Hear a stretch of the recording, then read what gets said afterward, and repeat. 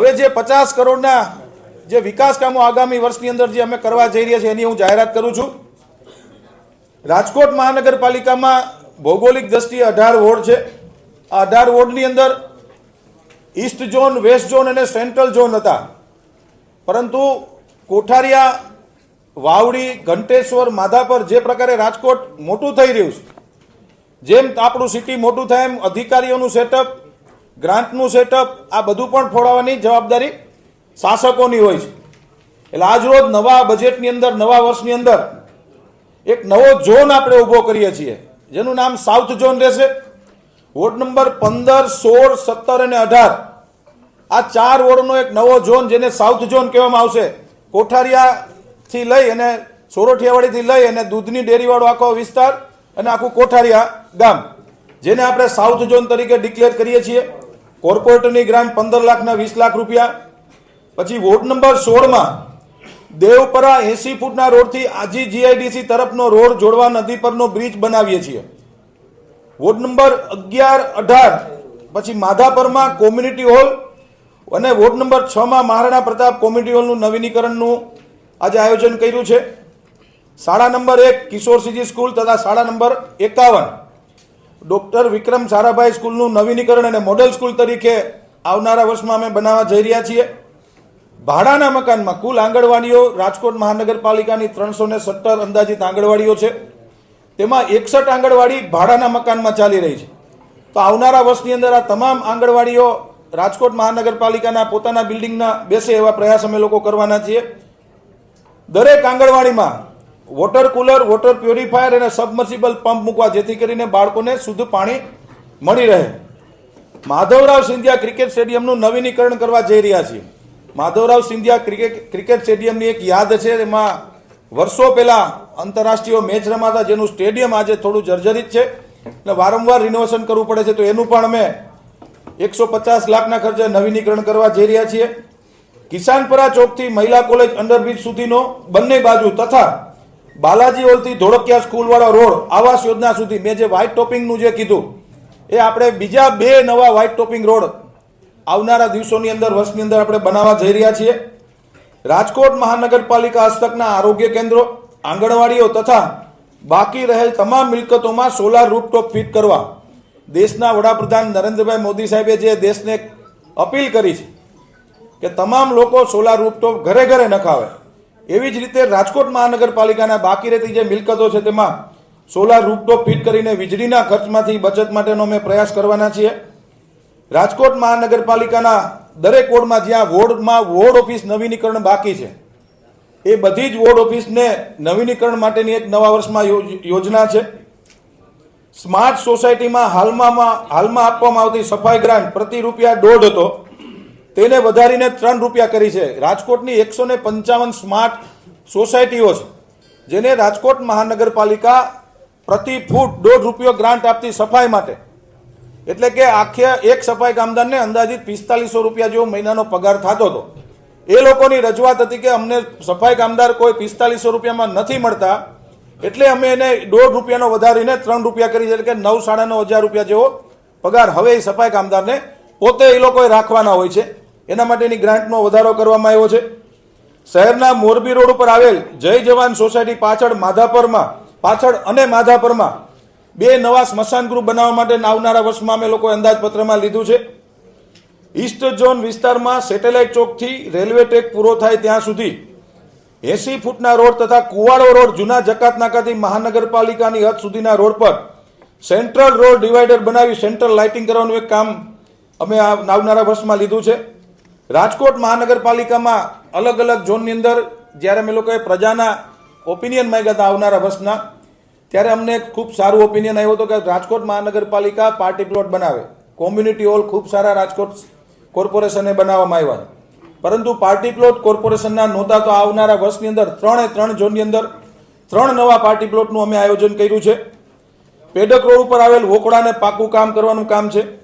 શહેરના ward number 3 આખા રાજકોટના 4 ઝોનની અંદર રાજ્ય સરકાર દ્વારા અમને એક પરિપત્ર એલોટ કરવામાં આવ્યો હતો કે હોકર ઝોન, મહિલા હોકર ઝોન, ખાસ કરીને બહેનોની પ્રવૃત્તિ, બહેનો પોતાના પગભર થાય એના માટે રાજ્ય સરકારની સૂચના અનુસાર રાજકોટના 4 ઝોનની અંદર મહિલા હોકર ઝોન બનાવવાનો હતો. પશ્ચિમની અંદર કાલાવ રોડ પર આત્મીય કોલેજની બાજુમાં હોકર ઝોન હમણાં જ મહાનગરપાલિકાએ બનાવ્યો. બાકી રહેતા 3 ઝોનની અંદર આવનારા વર્ષની અંદર મહિલા હોકર ઝોન બનાવવા. પછી વોર્ડ દ્વારા જે રહેણાંકમાં દરની અંદર સ્ટેન્ડિંગ કમિટીએ રહેણાંકમાં 11 રૂપિયા મિલકત વેરો કન્ટિન્યુ રાખ્યો છે. બિન રહેણાંકમાં 25 રૂપિયા યથાવત રાખ્યા છે. વોટર ચાર્જ યથાવત રાખ્યો છે. ડોર ટુ ડોર ગાર્બેજનો ચાર્જ યથાવત રાખ્યો છે. ખુલ્લા પ્લોટનો વેરો, ખુલ્લા પ્લોટના વેરામાં માનનીય કમિશનર શ્રી દ્વારા જે સૂચિત કરવામાં આવ્યું હતું એ બંને વેરાઓ યથાવત રાખવામાં આવ્યા છે. પરંતુ રૈયાનો જે સ્માર્ટ સિટી વિસ્તાર છે ત્યાં 14 અને 28 રૂપિયા હતા અને કમિશનરશ્રીએ 60 રૂપિયા સૂચિત કર્યા હતા. એના સ્ટેન્ડિંગ કમિટીએ ₹100 કર્યા છે. એનું કારણ માત્ર ને માત્ર એટલું છે કે સ્માર્ટ સિટી એરિયાની અંદર ખૂબ આવનારા દિવસોની અંદર ડેવલપમેન્ટ થઈ રહ્યું છે. મહાનગરપાલિકા જેવી રીતે વિકાસ કામોનો ખર્ચ કરે એમ આવકની પણ ચિંતા અને જવાબદારી અમારી થતી હોય છે. રેવન્યુ ક્યાંથી જનરેટ કરવી, આ માત્ર ₹100 અમે લોકોએ પ્લોટ દીઠ ખુલ્લા પ્લોટમાં, એ માત્ર Raiya smart city TP scheme number 32માં એના પૂરતો રાખ્યો છે. બાકી તમામ ફગવી દીધો છે. થિયેટર ટેક્સ યથાવત રાખ્યો છે. વાહન વેરો યથાવત છે. મિલકત વેરામાં અત્યાર સુધી કોઈ પણ વ્યક્તિ જ્યારે મિલકત વેચાણ કરે ત્યારે એને પ્રતિ નામ ટ્રાન્સફર દીઠ, એટલે કે હું કોઈ પણ વ્યક્તિની જ્યારે મિલકત લઉં છું ત્યારે મારે ₹5 પ્રતિ નામ ફેર અને ₹250 ડિપોઝિટ હતી. હવે હું 25 વર્ષ સુધી મકાન રાખું અને 25 વર્ષ પછી જ્યારે કોઈને મકાન વેચું ત્યાં સુધી મહાનગરપાલિકામાં ડિપોઝિટ રહેતી હતી. હવે ફેરીને નામ ફેર કરીને હવે ડિપોઝિટ ફી લેખે અમે કન્વર્ટ કર્યું, જેથી કરીને રાજકોટ મ્યુનિસિપલ કોર્પોરેશનને પ્રતિ મકાન દીઠ ₹250 ફી અમે ટ્રાન્સફર ફી રાખી છે. જે અમારે ડિપોઝિટ પેટે રાખવા પડતા હતા એની બદલે અમે લોકોએ ફી પેટે કર્યા છે. કોઈ પણ જાતના નળ કનેક્શનમાં ભાવ વધારો કરવામાં આવ્યો નથી.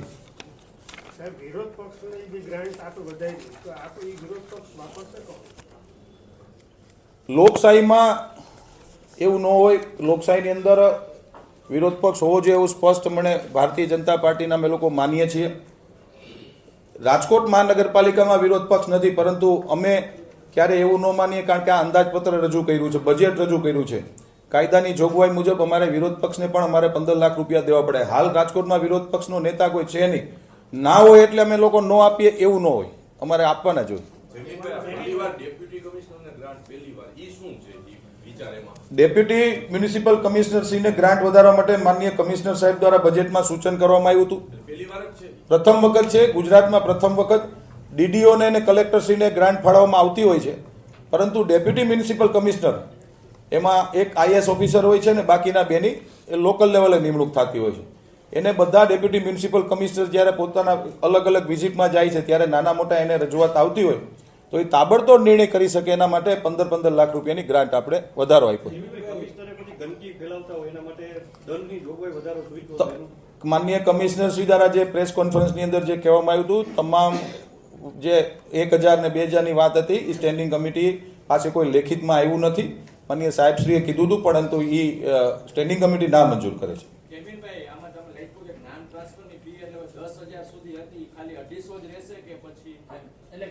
અમિતભાઈ 250 રહેશે, એ રહેશે.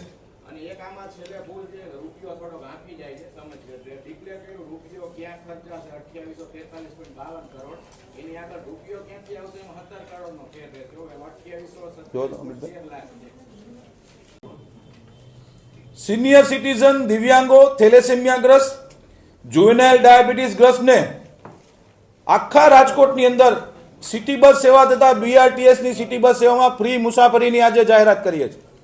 રાજકોટમાં રહેતા સિનિયર સિટીઝનોનો તમામને સમગ્ર રાજકોટની અંદર આજથી નિઃશુલ્ક સિટી બસ BRTS અને રાજકોટના તમામ જે અલગ અલગ વિસ્તારની અંદર જે સિટી બસ રૂટ ચાલે એમાં નિઃશુલ્ક પ્રવેશ આપવામાં આવશે. હાલની કોલ સેન્ટર ફરિયાદ નિવારણ સિસ્ટમને વ્યાપ વધારીને વોટ્સઅપ સિવાયના સોશિયલ મીડિયા પ્લેટફોર્મ સાથે ઇન્ટિગ્રેટ કરવામાં આવશે. વોટ્સઅપ છે, ટ્વિટર છે, ઇન્સ્ટાગ્રામ છે, ફેસબુક છે, અલગ અલગ જગ્યાએ રાજકોટના લોકો પોતાની કમ્પ્લેન નોંધાવી શકશે. સુકન્યા સમૃદ્ધિ યોજનાનો ફાળો અત્યાર સુધી પ્રતિ લાભાર્થી ₹365 ફાળવવામાં આવતા હતા. જેમાં માનનીય કમિશનરશ્રીએ 1000 રૂપિયા સૂચવ્યા હતા, પરંતુ સ્ટેન્ડિંગ કમિટીના સભ્યશ્રીઓએ 1000માં વધારો કરીને 1500 રૂપિયા કરેલ છે.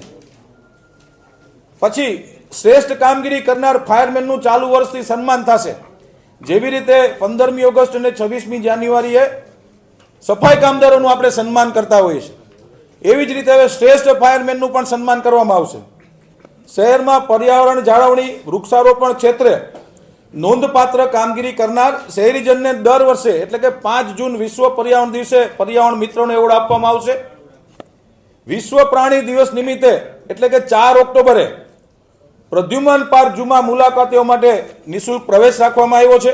અને સિમેન્ટથી પેક કરતા, જેથી કરીને ગંદકી અને સફાઈ સ્વચ્છતાપૂર્વક જળવાઈ રહે. એના માટે આવનારા દિવસોમાં સમયાંતરે ગયા વર્ષે પણ લીધા હતા અને ચાલુ વર્ષે પણ નવા વર્ષે પણ લઈ રહ્યા છે. તમે ઝોન આખો ઉભો કર્યો છે, એ ઝોનમાં સૌથી વધારે રસ્તા ખરાબ છે, ખાસ કોઠારિયા વિસ્તાર. તમે આની પહેલા કીધું હતું વિસ્તાર બહુ મોટો છે, પણ અત્યારે રસ્તા ખૂબ ખરાબ છે. કોઈ ખાસ જોગવાઈ આ ઝોન માટે અથવા તો આ વિસ્તાર માટે, કેમ કે ત્યાંથી મહાનગરપાલિકાને આવક પણ ઘણી બધી થાય છે.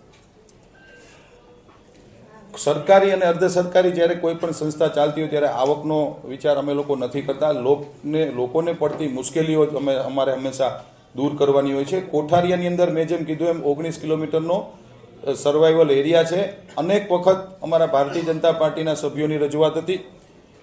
70 વિધાનસભાના ધારાસભ્ય શ્રી રમેશભાઈ ટીલારાની પણ માગણી હતી કે ભાઈ અમને એક ઝોન આપવામાં આવે. ઝોન આપવાનું માત્ર ને માત્ર કારણ હોય કે એક અલગ ડીએમસી, એએમસી, ડેપ્યુટી એન્જિનિયર કક્ષાના અધિકારીનું સેટઅપ થાય, જે લોકોની